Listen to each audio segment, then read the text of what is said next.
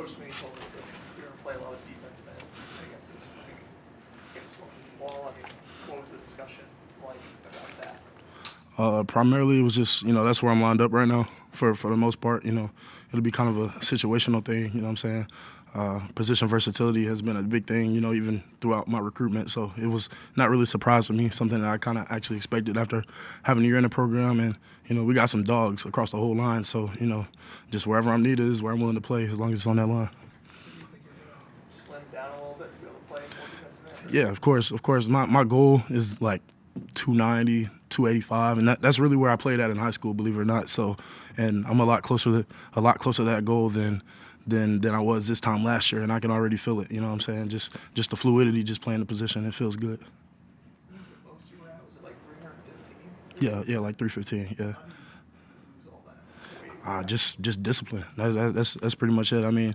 if you know anything about Coach Easton and his journey, I probably get advice from him, and that's worked for me so far. So I just keep doing that. I guess just more cardio. Yeah, cardio, diet, just rest. Like, there's a lot of things that play into it, but ultimately it's just being disciplined with all that stuff. Peter, with the switch at the end, I was just wondering what your personal goals are for the next upcoming season now that you're a sophomore. Just to be better than last year, more season. I know a lot more things. I've been in the program, got a year in college football. So, just kind of emerges that, defensive leader, just kind of telling guys what to expect, but also taking, the things that I've done and applying it. So that's pretty much it. You mentioned the versatility of playing both D and DT. Why is that important for you to play both of those positions to help this defense? You just answered the question, really just to help the defense. I mean, I know my limits and I know what I can do, and that kind of fits the description just as far as being versatile across the whole line. So. You had an impressive freshman season. How can you not get complacent after that season and to build upon this upcoming sophomore year? Yeah, it's not in me. Complacency it's not in my, I don't even know how I just said it. It's not in my vocabulary. It's not in me. Talk about played a lot of defensive end before. What are the differences though as a lineman, rushing for the interior as opposed to on the edge? Like, what are the differences in terms of technique? Really not much responsibility, and the angle changes a little bit. But as far as just the offensive line to defensive line ratio, it's about the same thing, same moves, same stuff. Just same keys that you're looking at, but it's just assignment and angle. That's what I say.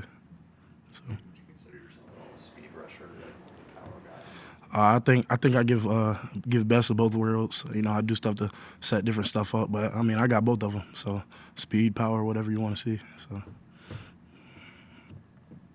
You now are, coach under Coach Rumph. Your D-line just came in December. How does he not only teach you just better ways to be a defensive end now you moved the position, but as a coach, how can you describe him? Gosh, Coach Rumph, man, he just brings the energy every day. I probably say that's the biggest thing. Y'all probably know that, but he just motivates you. He's a guy that you want to play for, that you want to go hard for, just because of how passionate he is about this game and about coaching us and developing us as men. So. And then, of course, the expectations for this upcoming season. We've heard from Sweeney, we've heard from other guys as well that y'all are shooting big this year. And after last season, which some people would say was a little underwhelming, how can you say that you can bounce back from that and ultimately get to the next goal, the next step? That's easy. Like you said, last season was, underwhelming for everybody, but also you can look at it as there's a lot of things that you can fix and learn from, watching the tape and just watching some of the things that we did, during this time last year, that we could have did better. So, like I said, as much as it sucked, having an underwhelming season or whatever you want to call it, guys, there's so much that we've learned and now that we're already starting to apply. So it's going to be, yeah. I guess looking back at your season, I know you only had like 2.5 tackles for loss. I don't think you had a sack, but PFF graded you and said you were one of the top 10 defensive tackles in the country. Just how they graded it. Like, how do you look at that as a player? Like, do you want the TFLs? Do you want the sacks? Or does it matter? I guess is like the grade in terms of technically what you're doing. Yeah, man, I just pride myself in doing my job, and that's what it consists of. Usually when you do your job, you make the plays that come to you, and then if you're doing your job, you allow other people to make the plays that come to them, and that's just kind of how, defense works. So it doesn't really bother me, People say 2.5 TFLs, no sacks, but, you turn on the tape, it's there, so. I guess when kind of like talking about the leadership aspect, obviously TJ, Khalil all had pretty good freshman years. I mean, how much do you, as a trio, kind of look at yourselves and say, we need to have greater, louder voices or kind of become leaders? You know, it's not really about that. You know, me, I'm kind of a guy that just, you know, just kind of does stuff, and, you know, just kind of expects people to follow me just by example. You know, if I make sure that I'm doing the right thing and kind of showing the other guys what to do, you know, there's not really much to be said besides, you know, from a motivation aspect. And, you know, these guys are hungry, so, you know, we're motivating each other. So leadership just looks like, you know, just doing your part for the defense and doing it passionately. You mentioned the variety of defensive tackle that allows you to be able to move the defensive end. How's that depth of DT played out so far in spring practice? Gosh, I mean, it's like when you walk into a candy shop and you just look at like all the different candy and you're standing there for 10 minutes and you don't know which one you're gonna pick. That's literally how it is. Like, you can throw Big Cuddy, Trey, Peyton, Stefan, Vic Burley. Like, I can just keep going down the list. Champ Thompson coming up. Like, it's looking crazy. And, you know, we got some other guys, just me and, you know, Caden Story, we call him Pop, that kind of have that position versatility that you can throw into that group. So it's like, it's crazy just seeing all those guys that are going to be to my left and on my right. What was the biggest thing you learned last year? What did you take away from it? You know, just perfecting the little things was a big thing for me. You know, a lot of it for me, you know, I'll be honest, it's not really, you know, like the big things that, you know, even everybody, maybe even y'all can see, you know what I'm saying, about how I can get better. But it was just like little things, just like, you know, diet, got to trim up here, you know what I'm saying, my hands here, you know. And that's just stuff that, like, my coaches have been on me about this whole offseason. And back to the question that you said about complacency, they won't let me be. And so when you got those two forces driving, it's impossible. So. Anybody else for Peter? This is kind of a random question, but you know, the EA Sports college football video games. Yeah. How much did you play that at all? Growing up, I haven't really played the game a lot as of late.